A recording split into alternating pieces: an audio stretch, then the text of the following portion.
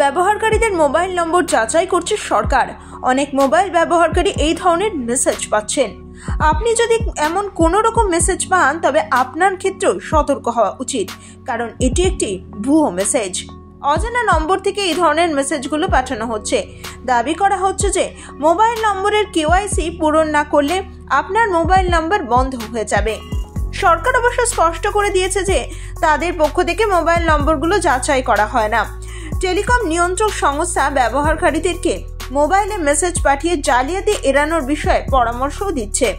এই ধরনের মেসেজে একটা নির্দিষ্ট URL-এ ক্লিক করার দাবি করা হচ্ছে। এই জন্য একটি নম্বরে ফোন করে KYC সম্পন্ন হয়েছে বলে দাবি করা হয়। যাই হোক, বলা বাহুল্য এটা একটা বিপজ্জনক ফাঁদ হতে পারে, আর আপনি হতে পারেন প্রতারণার শিকার।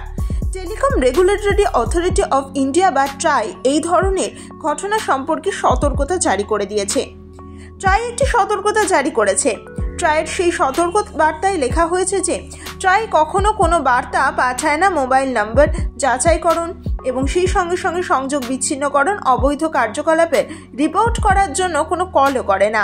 এই পরিস্থিতিতে ট্রাইয়ের নামে এই ধরনের কল বা মেসেজ এলে সতর্ক থাকতে হবে ব্যবহারকারীদেরকে।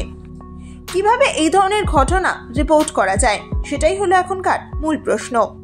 ব্যবহারকারীরা যদি এই জাতীয় কোনো ঘটনার বিজ্ঞপ্তি পান তবে জাতীয় সাইবার ক্রাইম রিপোর্টিং পোর্টালে তারা যোগাযোগ করতে পারে। সেক্ষেত্রে তাদের যোগাযোগ করতে হবে www.cybercrime.gov.in-এ। এছাড়াও সাইবার ক্রাইমের হেল্পলাইন নাম্বার 1930-তে ফোন করেও অভিযোগ দায়ের করা যাবে। Bureau report, Kolkata 24/7.in।